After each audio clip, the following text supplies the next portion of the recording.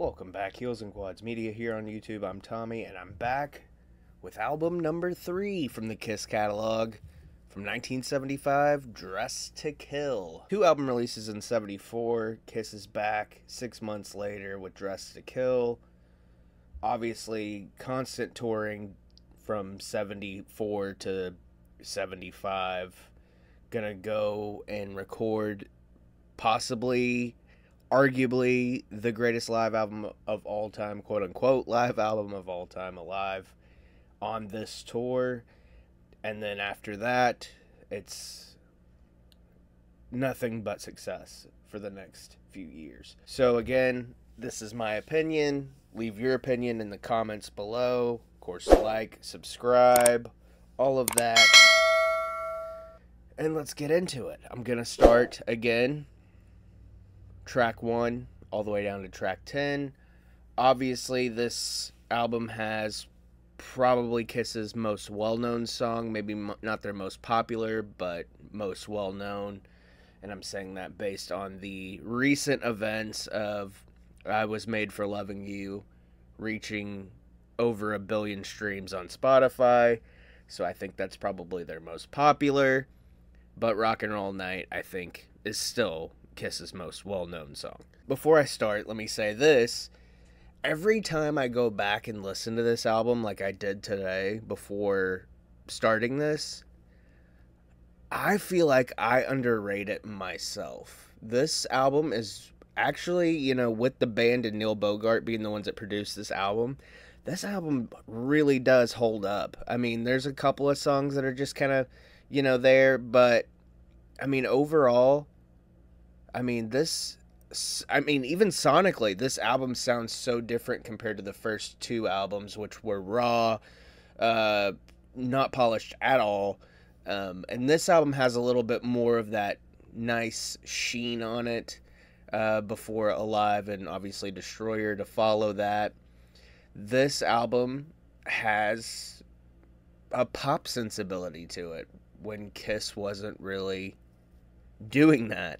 And I think that is one of the things this album could very well be kind of going back a major cornerstone in the Kiss catalog. Tell me what you think in the comments. All right, let's get started. Again, this is another one of those tier lists. It's made by the same person. And while I appreciate it, the artwork for each track is hard to see.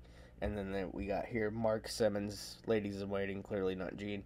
But anyway, so I think I've got it all figured out. Room Service is here. So track 1, Room Service, a Paul song.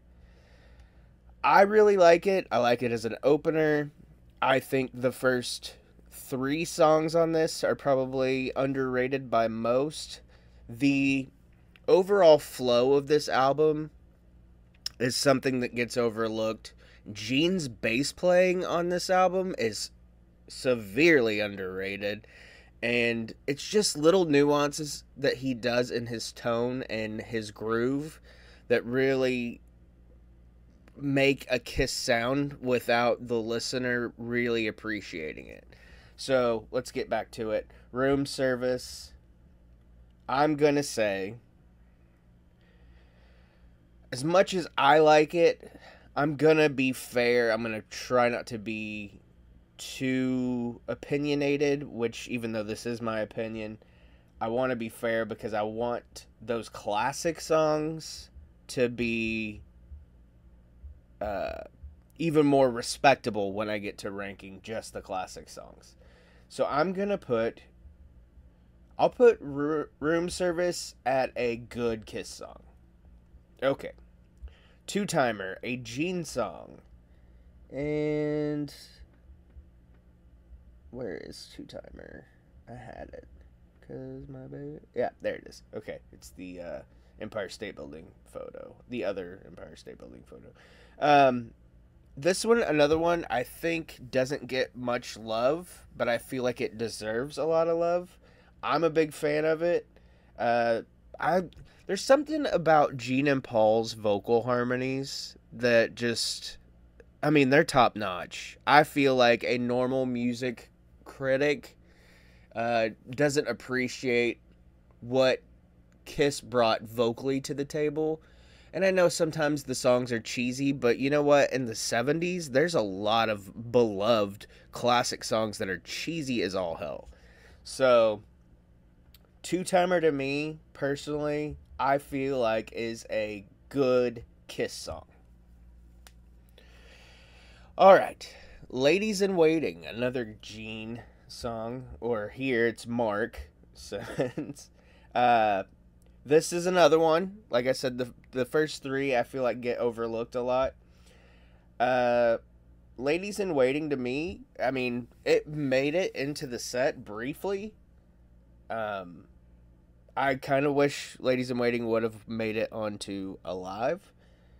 For me personally, I'm a fan of the song. I will say Ladies in Waiting is it's a classic Gene song, but it's a great Kiss song.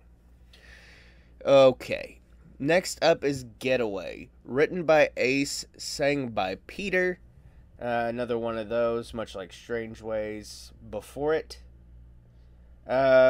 Getaway, I really liked the groove of Getaway.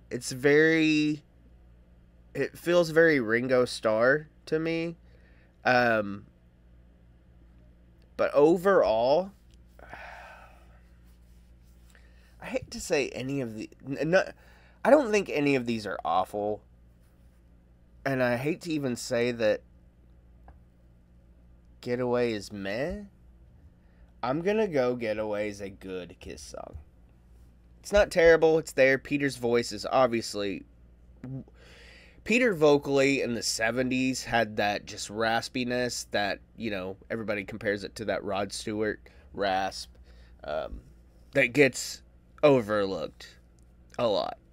Next up, before we hit side 2, ending out side 1, Rock Bottom. Obviously opening with a great, while great, also repetitive instrumental, much like Black Diamond, although Black Diamond's intro was very short. But this was a thing of the time that, you know, an album would have either an instrumental or an extended instrumental leading into an actual song.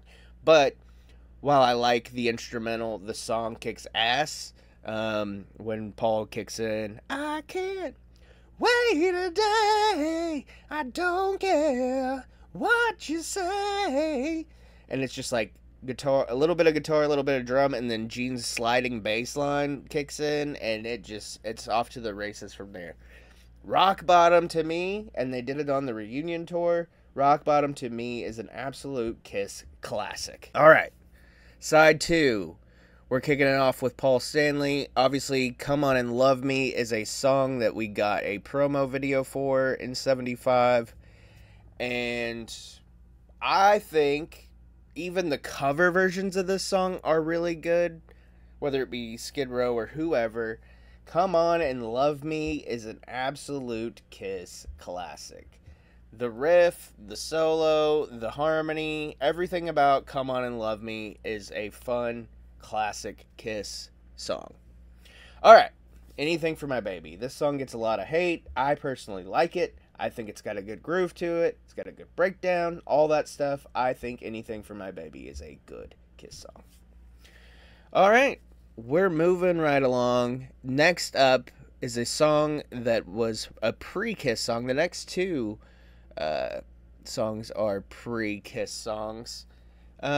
This one is a song called She.